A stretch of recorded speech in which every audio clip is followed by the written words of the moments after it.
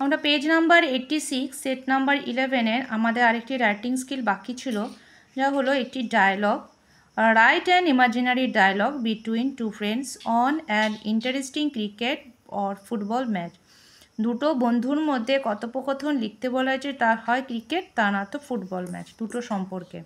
তো এখন দেখো আমরা কিভাবে সেই ডায়লগটা লিখি।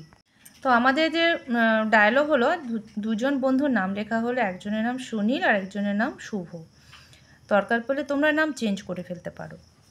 বলছে, হেই শুভ। সুনীল বলছে শুভকে, hey Shubho, did you watch yesterday's India versus Australia match? তুমি কি গতকাল ইন্ডিয়া এবং অস্ট্রেলিয়ার মধ্যে ম্যাচটি দেখেছিলে?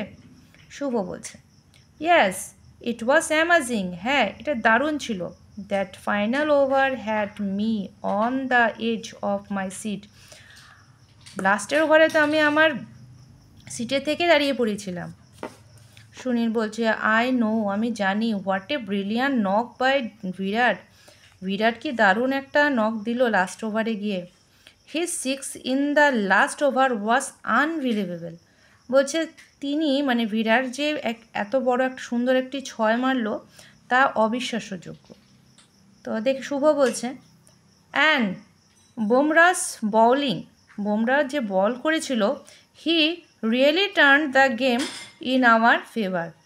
তার বলিংয়ের কোয়ালিটির উপরে কিন্তু সেই পুরো গেমটা আমাদের ফেভারে চলে আসলো। এরপরে সুনীল বলছে, totally that match will be remembered for a long time. Sunil বলছে যে এই ম্যাচটি পুরোপুরি এরপরে দীর্ঘ সময়ের জন্য আমরা মনে রাখব। Shubho, we should watch the next match together. তারপরে শুভ বলছে এর পরের ম্যাচটি আমরা একসাথেই দেখব। তো হয়ে গেল আমাদের এটা ডায়লগ রাইটিং। তো তোমাদের দেখো বুঝতে তো আশা করি কোনো অসুবিধা হবে না। আজ এই পর্যন্তই রাখছি, পরের ভিডিও নিয়ে আবার আসবো।